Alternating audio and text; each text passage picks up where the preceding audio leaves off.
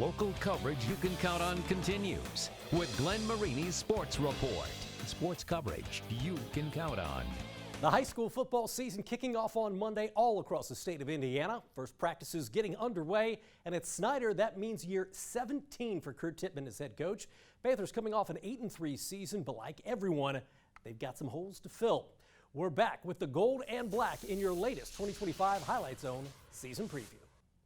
All right, hey, we got to have a good day. Let's go. Well, if you look at our schedule, our first three games, our first three opponents are all against teams that played in the state championship game last year. So a daunting task right off the bat. While Snider's new stadium is under construction, their roster has some building blocks. That starts up front as the D-line remains a point of pride for the Panthers.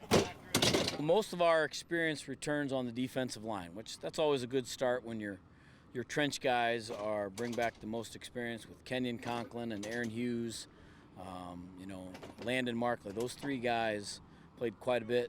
Speed. I think that's a big key factor with our defensive line because we're not very big, but we have speed and we know how to get around and get straight to the quarterback. On the offensive side of the football, the Panthers must replace starting quarterback Aaron Vance, who graduated and is now running track down at Indiana Wesleyan. What they do return is first-team All-SAC running back Jordan Davis, 5 of their top 6 offensive linemen, and tight end Owen Dodson, who recently committed to Grand Valley State.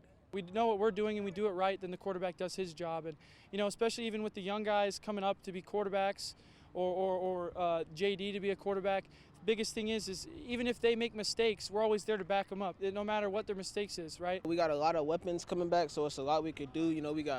We got wide receivers, we got running backs, we got Wade coming back. Wade didn't get to play last season, so it just add more weapons on our offense. I think probably the thing that stands out the most is just their willingness to work hard. These kids we ask a lot of them and they've answered it, but with their willingness to put forth the work that's necessary to get to that kind of efficiency and proficiency of performance, I think is a good sign for this group of seniors.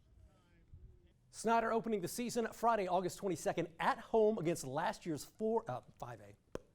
3-2-1.